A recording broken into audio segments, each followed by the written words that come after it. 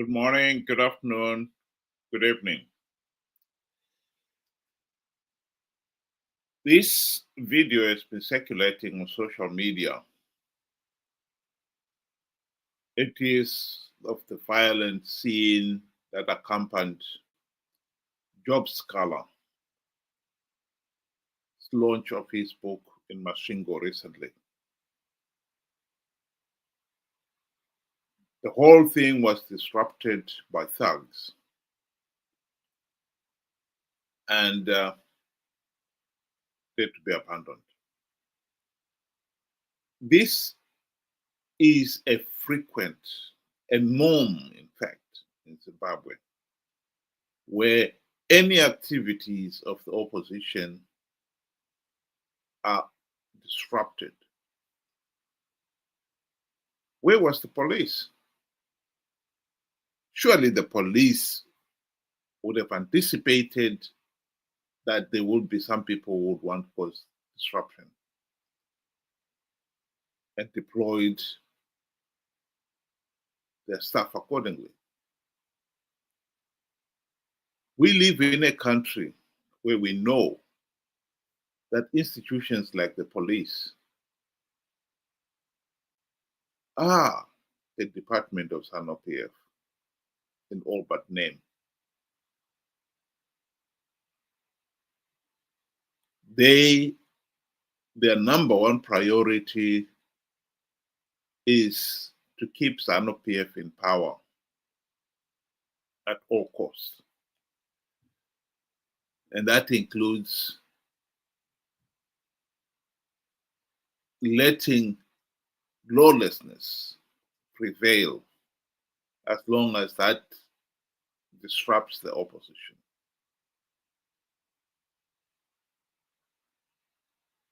There are some people who have continued to believe we can have a healthy and functioning society without carrying out the democratic reforms which will restore the independence and the impartiality of our key institutions like the police, the judiciary, ZEC, and the army. That is as meaningless as somebody arguing that we can build a house without bothering about building the foundation. The foundation is where the house will stand. Doesn't matter how solid the structure, the walls are, how beautifully done the roof is designed. If there's no foundation, that building will fall. We have got a nation that has been captured by Zanu PF. We have a regime in Zanu PF that believed from the word go that they have the divine right to rule the country by virtue of conquest. They fought in the war of liberation, and that gives them the right to rule the country. This is at the heart of our problem.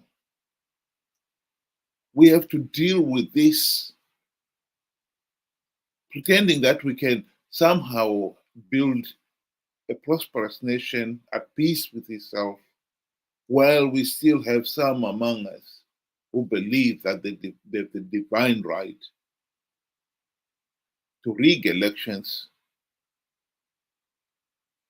to cause lawlessness, just for the sake of their maintaining their iron grip on power, is a nonsense. Zimbabwe has to accept that we are going nowhere after 45 years of independence, we have yet to hold free, fair, and credible elections. We have had the opportunity to implement the democratic reforms, but alas, the men and women who were tasked to carry out that important job of implementing the reforms turned out to be the proverbial cockroaches in the Shona proverb. These individuals were bribed by Robert Mugabe with the trappings of high office, and they forgot about the reforms. For 5 years, when the country had its golden opportunity to implement the reforms, which would have changed institutions like the police, the army, the judiciary, SEC, etc., and restored their independence, they did nothing. They failed to make even one reform proposal.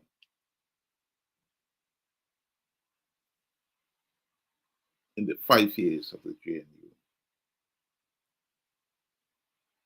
Robert Mugabe and his Zanu PF colleagues were thrilled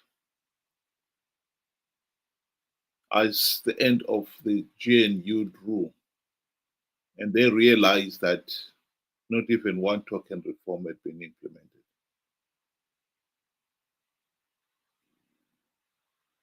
SADC tried to get the 2013 elections postponed to allow for reforms to be implemented. But when they realized that their argument that the elections should be postponed to allow reforms to be implemented carried no water, since the opposition had not proposed any reforms, and there were no outstanding reform proposals to be implemented.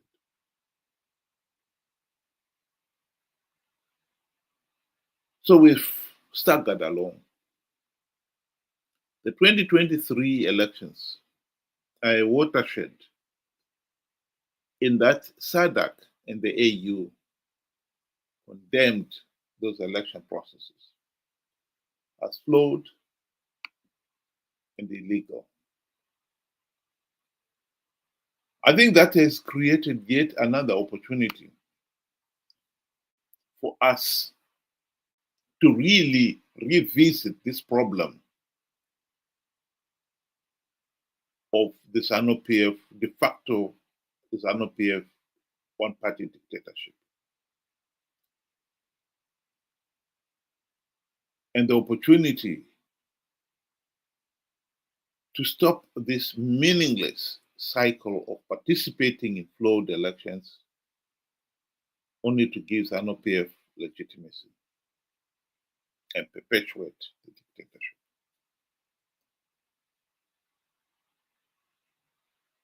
We know that the disruption that Job Sikhala witnessed here is the norm in Zimbabwe. As the country goes on to the 2028 election, the regime will turn up the dial. The violence, intimidation will continue. I think the people of Zimbabwe must come to their senses and accept that we are going nowhere. We cannot carry on the way we've been doing this last 45 years. We need to get to our senses. We accept that Zanu PF will never implement any meaningful democratic reforms. The regime will never reform itself out of office. So the 2028 elections, Zanu PF would want them to go ahead with not even one token reform implemented. The opposition, for their part, they failed to implement even one token reform during the GNU. And guess what? They are not going to boycott the elections. Ever since the GNU, MDC-CCC leaders have participated in these flawed elections, knowing fully well that they are flawed, knowing fully well that by participating they are only giving legitimacy to Zanu PF. But they've participated regardless, because they also knew that Zanu PF was giving away a few gravy train seats to entice the opposition to participate. The problem has really been with the electorate, we the voters. In 2023, nearly 2 million Zimbabweans participated in those elections and voted for Chamisa because they believed him when he said CCC was going to win big, because he had plugged all the vote rigging loopholes. That is absolutely unbelievably naive. Everybody who really had any sense at all would have known that Chamisa had not plugged any vote rigging loopholes. How do you plug loopholes when you don't even have something as basic as a verified voter's roll? Chamisa himself went on to demonstrate that his claim that he had plugged the vote rigging loopholes was just talk, because he didn't even do the basic thing of deploying election agencies at all the polling stations. He had the money to do so, not from his own pocket. He got donations to fund the deployment of election agencies. He did not bother. He deployed in some of the polling stations and left out others, and pocketed the difference, according to one of his own officials. There cannot be any doubt that MDC-CCC leaders are Zanu PF Team B in all but name. They're no different from the police, the army, ZEC. They are all playing for Zanu PF to win and have legitimacy. Why the people of Zimbabwe, the ordinary people of Zimbabwe, have failed to see that beggars belief? We need to see that in 2028. And we need to take the advice of SADC and the AU, who have already condemned the 2023 elections as flawed and illegal. They know that no meaningful reforms have been implemented since 2023. So they will know that 2028 is just a repeat of 2023.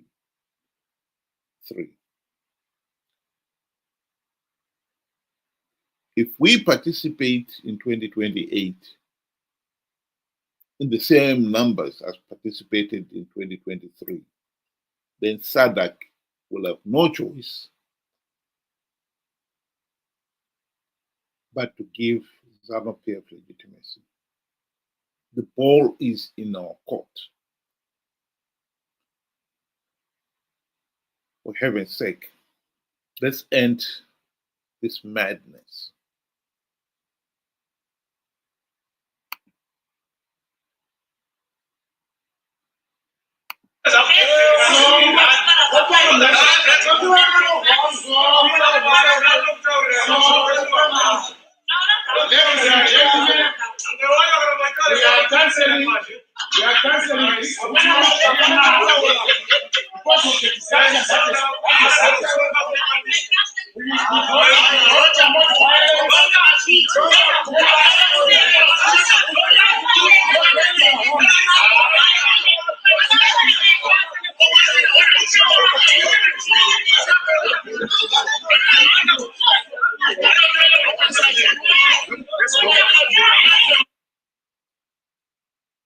This madness will never stop until we do something about restoring the rule of law, about curing ourselves of the curse of rigged election and bad government.